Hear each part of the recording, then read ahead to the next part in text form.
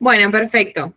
Hoy vamos a hablar un poquito acerca de lo que es las enfermedades de transmisión sexual, ¿sí? También vamos a hablar un poco acerca del HIV, que es una de las enfermedades más prevalentes y principales, ¿no? De transmisión sexual también.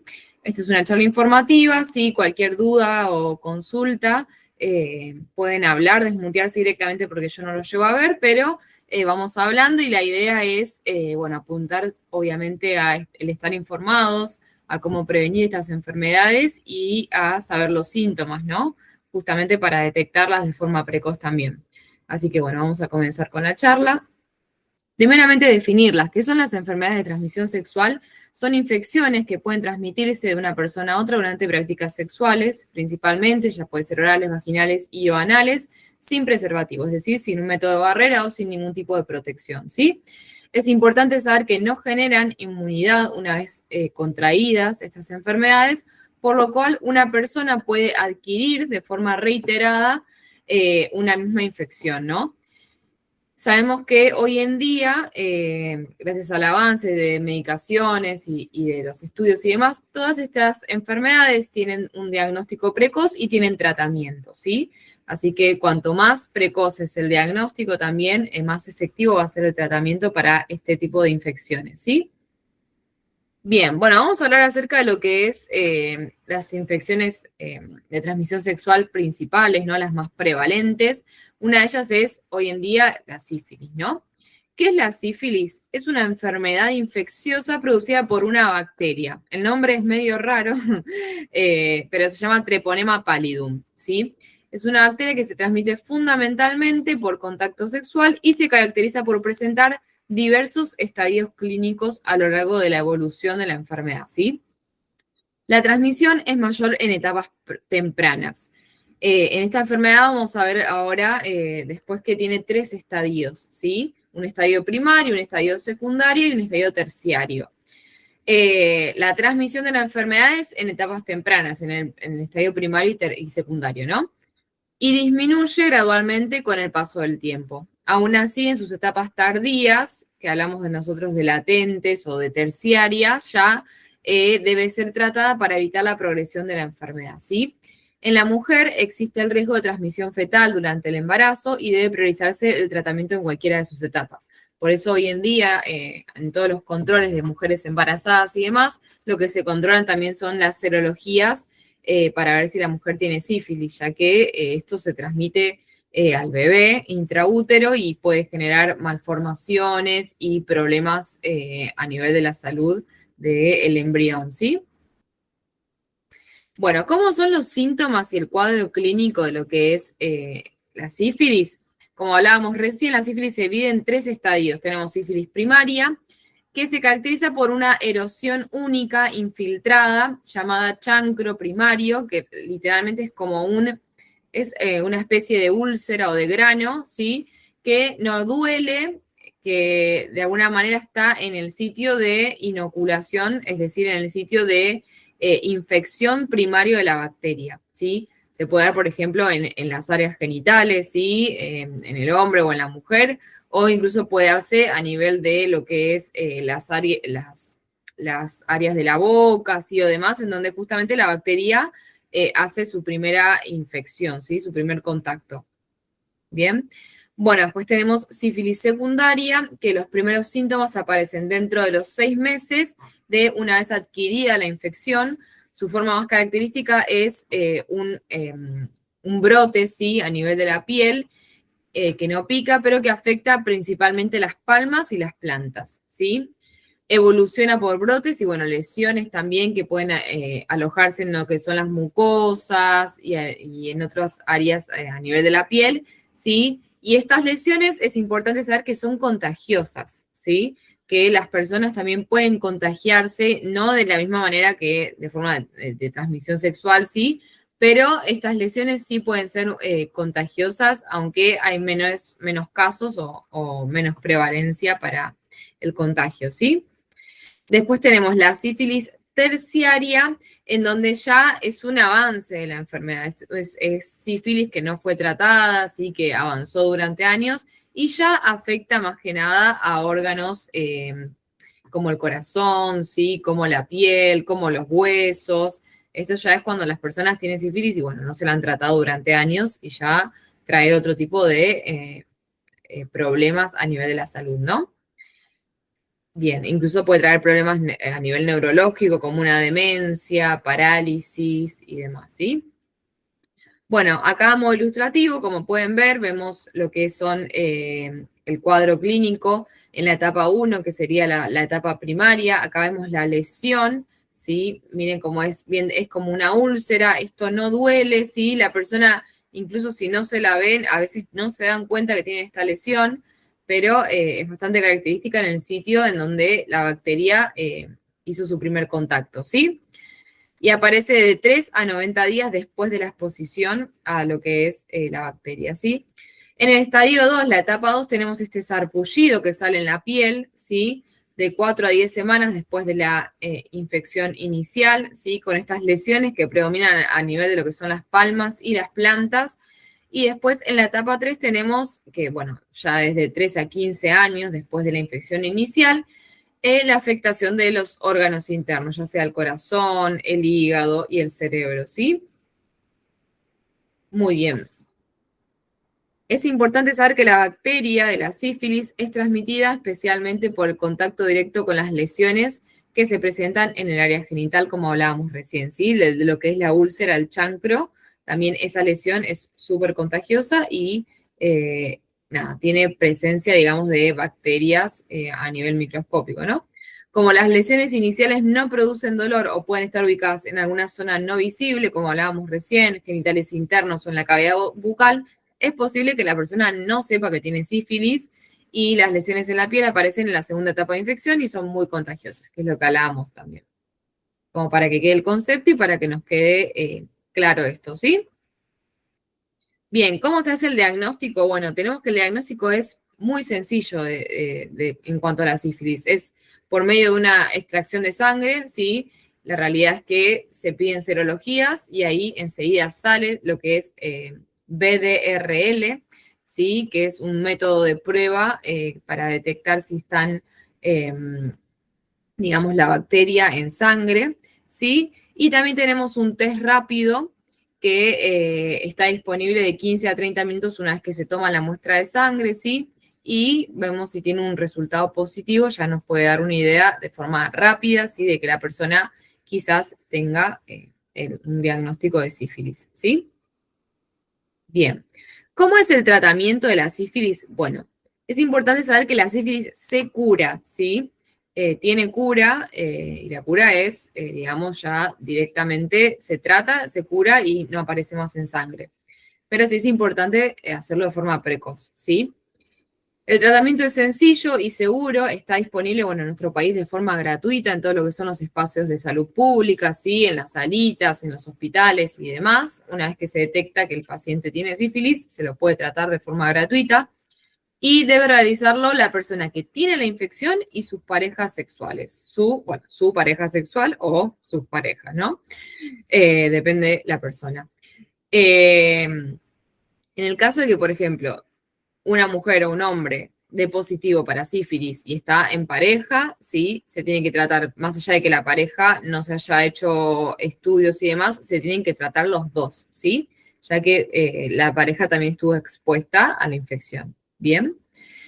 Bueno, el tratamiento de elección, como sabemos, es la penicilina, ¿sí? Es una dosis única a nivel intramuscular, ¿sí? Es una inyección de penicilina. Y en caso de sífilis congénita, que es la sífilis que se transmite desde la madre que está infectada hacia el feto, en el recién nacido, es muy importante realizar el diagnóstico para que la madre se trate mientras está en etapas de gestación, ¿sí? Y después hay un seguimiento para el bebé y demás que requiere obviamente de los cuidados de neonatológicos y del pediatra, ¿no? Bueno, ¿qué pasa si no se recibe el tratamiento? Bueno, la infección obviamente progresa y causa daños, como hablamos, en el corazón y lesiones en el sistema nervioso, entre otras consecuencias. Es importante tener en cuenta que la persona que tiene la infección podrá transmitirla a otras personas mientras no realice el tratamiento. Si una persona gestante está infectada y no es tratada, puede transmitir la infección durante el embarazo y o el parto, resultando sífilis congénita, bueno, lo que hablábamos, ¿no? Y uno de los síntomas, bueno, para mencionar también de la sífilis congénita puede ser ceguera en el recién nacido, daño severo de otros órganos y hasta incluso la muerte. Bien. Bueno, hablando un poquito acerca de otro tipo de enfermedades de transmisión sexual bastante prevalentes, bueno, hablamos de lo que es el herpes genital, ¿sí? El herpes genital es causado por el virus herpes simplex de tipo 1 y 2, ¿sí? Se transmite a través de secreciones, contacto sexual con una persona infectada y se caracteriza la enfermedad más que nada por la presencia de vesículas o erosiones dolorosas, ¿sí? En la mayoría de los casos, bueno, se acompaña de adenopatía, ¿sí? Que es como la inflamación a nivel de los ganglios, ¿sí? Que puede ser en lo que es el cuello, en lo que son las axilas y demás. Y en un 30% también se presenta compromiso del estado general, como por ejemplo fiebre, cansancio, dolor en las articulaciones, dolor en los músculos, dolor de cabeza y etcétera, ¿sí? La infección genital puede ser sintomática o asintomática, ¿sí? Bueno, vemos que también es una de las enfermedades prevalentes, tenemos también un tratamiento que es específico con aciclovir, ¿sí? Y demás, y también se puede curar, ¿bien? Bueno, otra de las enfermedades prevalentes, ¿sí? De transmisión sexual es la gonorrea, ¿sí? La gonorrea es una de las infecciones de transmisión sexual más antiguas y está causada por una bacteria que se llama Neisseria gonorrhoeae. Afecta principalmente lo que es la parte de los epitelios mucosos, como por ejemplo la uretra, el endocervix, lo que es el recto, faringe y conjuntiva, ¿sí? Y constituye una de las infecciones de transmisión sexual más prevalentes, estimándose, bueno, que cada año se producen en el mundo 78 millones de casos nuevos, ¿sí? Sin tratamiento, la gonorrea se asocia a graves consecuencias en la salud reproductiva, ¿sí? Esto es importante, y trae aparejado un mayor riesgo de infección por el virus de la inmunodeficiencia humana, que es el conocido HIV, ¿sí? Bueno, sabemos que la ausencia de una vacuna, el control de esta infección se basa en la prevención, ¿sí? Porque sabemos que la gonorrea no tiene una vacuna o un tratamiento preventivo si uno no está expuesto, ¿sí?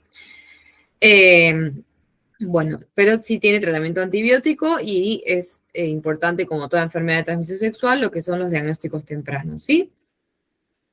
Bueno, ¿cómo se manifiesta? ¿Cómo es la clínica de la gonorrea? Bueno, en hombres se da lo que es la uretritis, que es la inflamación de la uretra, ¿sí? Tenemos que puede haber una secreción uretral, ¿sí? De tipo, de aspecto purulento, ¿sí?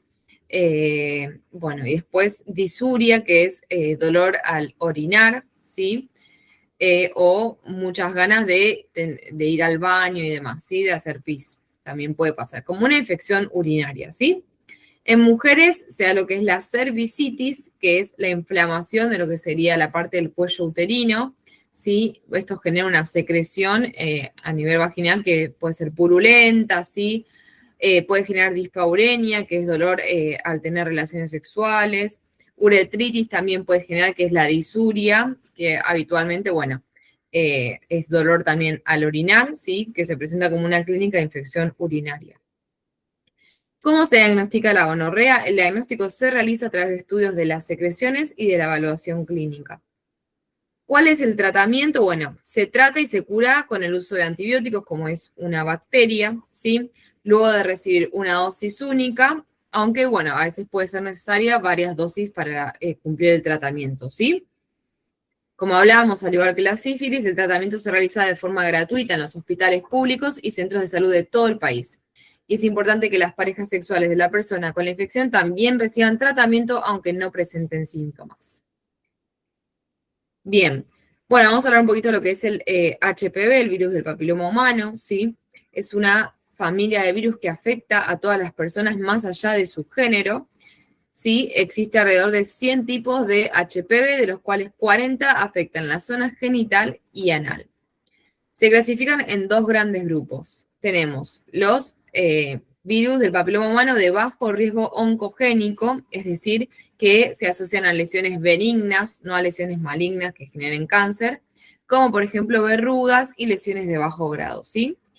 Y también tenemos el HPV denominado de alto riesgo oncogénico, que son justamente los tipos que generan cáncer, y cáncer de cuello uterino es el más prevalente, ¿sí? Bien. ¿Cómo es común contraer la infección? Esta es una de las preguntas que uno se puede hacer, ¿no? Más que nada afecta a lo que sabemos las mujeres, ¿no? El virus del papiloma humano, ya que es uno de los virus principales que generan cáncer de cuello uterino, y es por lo cual hay métodos de detección precoz, como el Papá Nicolau y eso que vamos a hablar justamente ahora, por lo cual la mujer se tiene que hacer los controles y demás, ¿sí? Ya que la prevalencia es muy alta. El 70% de las mujeres y hombres pueden estar en contacto con el virus al menos una vez en su vida. Miren, o sea, 70% es un montón, ¿sí? También se sabe que alrededor del 90% de los casos el virus se elimina espontáneamente por la inmunidad de una persona infectada, ¿sí?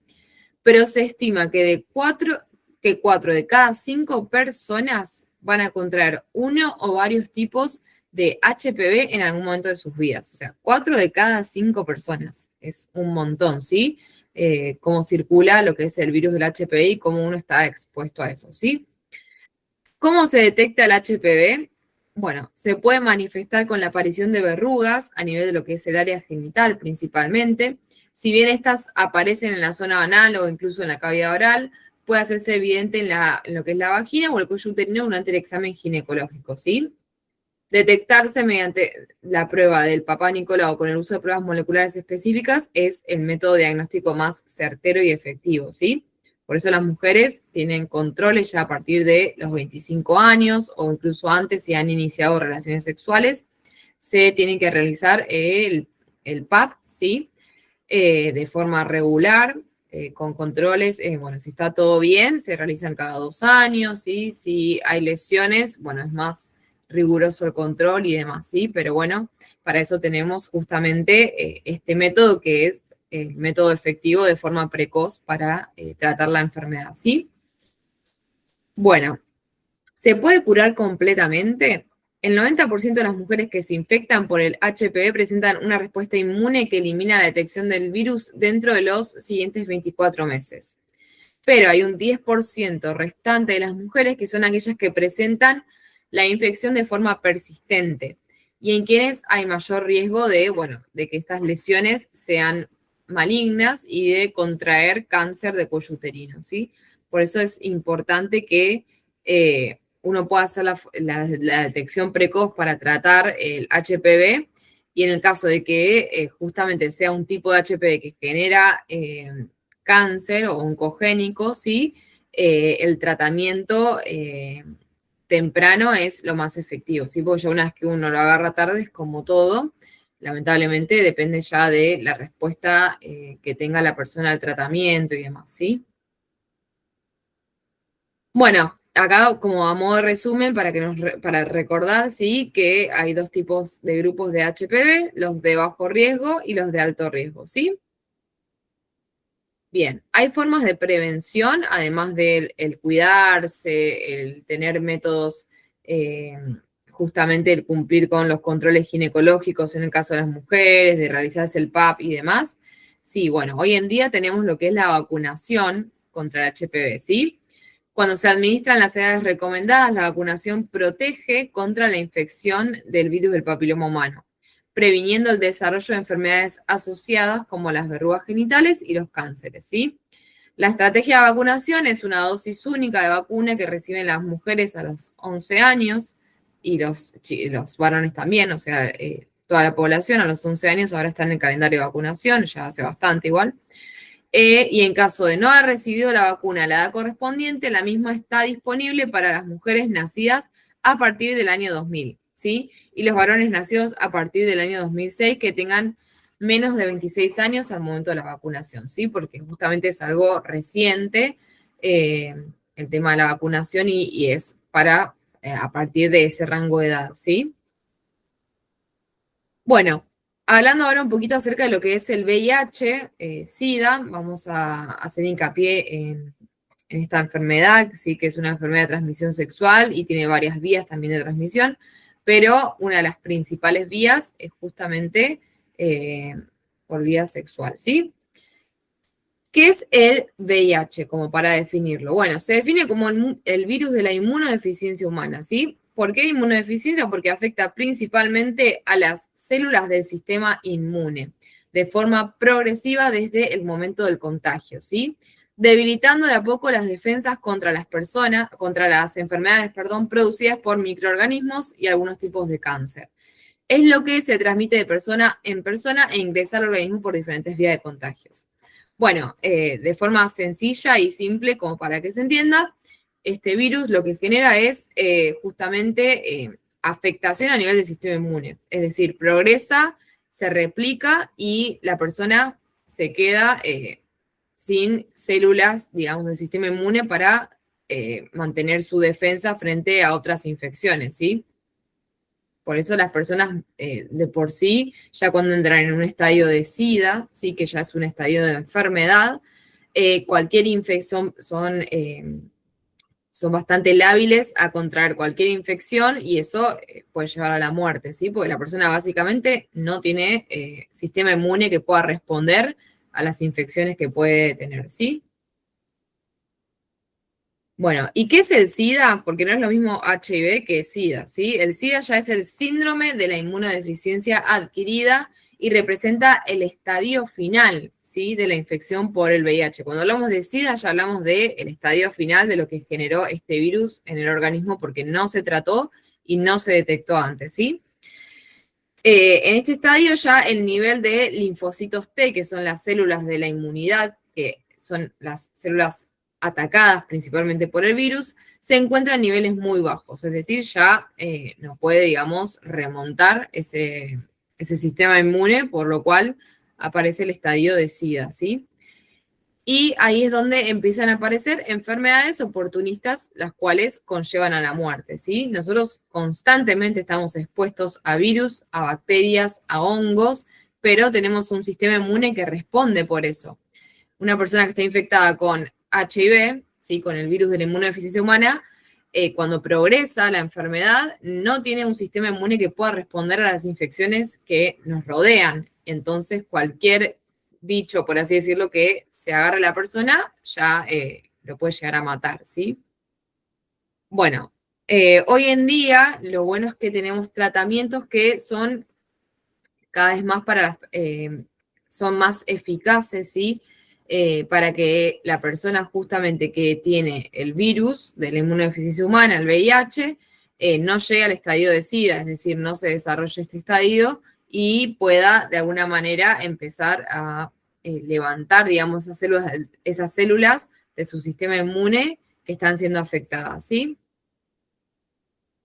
Bueno, en Argentina, básicamente, 139.000 personas tienen VIH, ¿sí? Esto es una de las clasificaciones de lo que es Fundación Huésped, que es los que hacen, digamos, el tema de el conteo, ¿sí? De personas y demás que son diagnosticadas año tras año, ¿sí? Se estima que en nuestro país, bueno, 139.000 personas tienen VIH, ¿sí? Y hay nuevos casos, obviamente, alrededor del mundo, sí que se van multiplicando cada vez más, ¿sí? Dentro de estas 139.000 personas, el 83% conoce su diagnóstico, es decir, sabe que tiene VIH. Y el 17% restante no conoce el diagnóstico, es decir, no sabe que tiene VIH y esta enfermedad avanza, obviamente, ¿no? Anualmente, en cuanto a las estadísticas, fallecen 1.400 personas por eventos relacionados a lo que son infecciones, ¿sí? Y la tasa de transmisión a nivel de madre a feto es del 5,2%, porque esto también se transmite por vía congénita, ¿sí? Así que hay mujeres que quizás no saben que son VIH positivos y están embarazadas y transmiten esta infección a su bebé, ¿sí? Bueno, en Argentina tenemos que en varones, lo que es en cuanto a estadísticas y prevalencia, un 56,3% se transmite, es decir, los varones se contagian por relaciones sexuales sin protección, ¿sí? Y un 42% se contagia por relaciones sexuales sin protección, bueno, con mujeres y demás. Eso varía, depende la persona, ¿sí? Después en mujeres tenemos un 97% que se contagia con relaciones sexuales sin protección con hombres, ¿sí? La vía de transmisión del VIH es más del 98%, ¿sí? Por relaciones sexuales sin protección. O sea, esta es la principal vía de transmisión del virus, ¿sí? Bien. Acá, como hablábamos previamente, tenemos varias vías de transmisión, además de lo que son las relaciones sexuales no protegidas, ¿sí? Eh, y acá, uy, me fui. Acá tenemos remarcado que una sola relación sin preservativo basta para que se transmita la enfermedad, eso es importante saberlo, ¿sí? Ya que es la principal vía de contagio del virus, con más del 95% de los casos nuevos diagnosticados, tanto en hombres como en mujeres. También la segunda vía es por contacto sanguíneo, ¿sí? A través del uso de agujas o de eh, justamente de exponerse, ¿sí? Al contacto con la sangre de una persona que quizás esté infectada, ¿sí? Y después la transmisión de madre a hijo, que es la transmisión vertical, lo que nosotros decimos vertical, porque se transmite con una madre que está infectada con el HIV, ¿sí? Y durante el embarazo o durante el parto o durante la lactancia también pasa el virus a su bebé. ¿Sí? Bueno, y un poquito acá para desmitificar algunas cosas.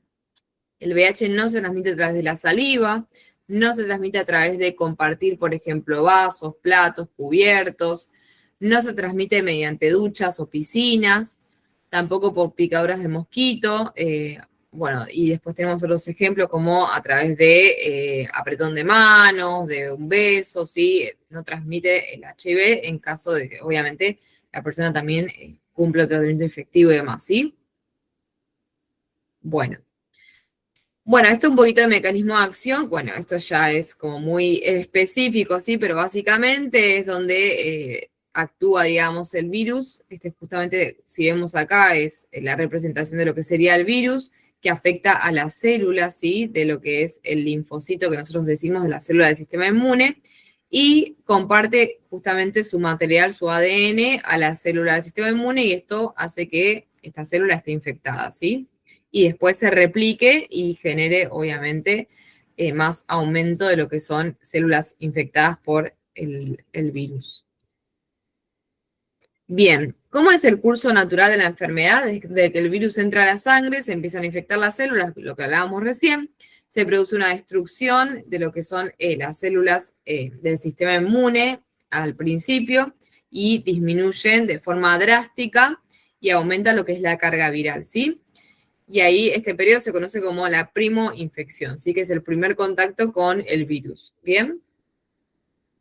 Bueno, después, como el virus se sigue multiplicando, hay una lucha entre el sistema inmune y lo que es, que son las defensas, y lo que es el virus, como para ver quién gana, ¿no? Y ahí este tiempo puede ser variable, puede ser de años incluso, en donde la persona tampoco sabe su diagnóstico, ¿sí? Por eso quizás se infecta a una persona, no sé, 10 años previos, y después de los 10 años se desarrolla el estadio de SIDA, ¿sí? Porque es algo progresivo, no es algo que, digamos, algo precoz o de forma rápida, ¿sí? Por así decirlo. ¿Cuáles son las principales manifestaciones clínicas en los estadios tempranos? Y esto es importante saberlo, ¿sí? Bueno, los estadios tempranos son síntomas muy inespecíficos, pero puede haber fiebre, sudores nocturnos, úlceras a nivel de la boca, escalofríos, fatiga, inflamación de los ganglios, ¿sí? Dolor de garganta, sarpullido y dolores musculares. Como sabemos, esto es muy inespecífico, pero es lo que puede generar el virus en los estadios tempranos, ¿sí? Bueno, en el periodo de infección aguda, bueno, estos síntomas aparecen apenas se contrae el virus, como hablábamos recién, y es un cuadro en específico en el cual la gente lo pasa por alto porque ya que lo confunde con una gripe común o cualquier catarro de vías aéreas que puede generar estos síntomas, ¿sí? Después tenemos un periodo de latencia en donde el sistema inmune de alguna manera trata de compensar, ¿sí? La replicación del virus, y la persona es asintomática, y esto es peligroso obviamente porque la persona es como que está en latencia, pero el virus lo tiene en la sangre, ¿sí? Y quizás no tiene el diagnóstico de HIV.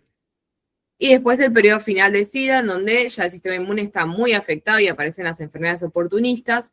Algunos ejemplos son, por ejemplo, neumonías, toxoplasmosis, candidiasis, que es una enfermedad por hongos, ¿sí? Tuberculosis diseminada y bueno, demás.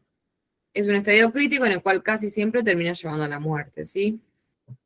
Bueno, ¿cómo se diagnostica? Sabemos que hoy en día los métodos diagnósticos son muy efectivos y la realidad es que son rápidos porque es a través de una extracción de sangre, ¿sí? Y también tenemos el test rápido del HIV que se puede realizar en cualquier centro de salud o cualquier salita o incluso hospitales, ¿sí? Donde si la persona tiene dudas se puede acercar, se puede hacer el test rápido y ver cuál es el resultado, ¿sí? El test es voluntario, es gratuito, es confidencial, ¿sí? No es necesario estar en ayunas en el momento de hacerlo y tampoco es necesario ser mayor de edad, ¿sí?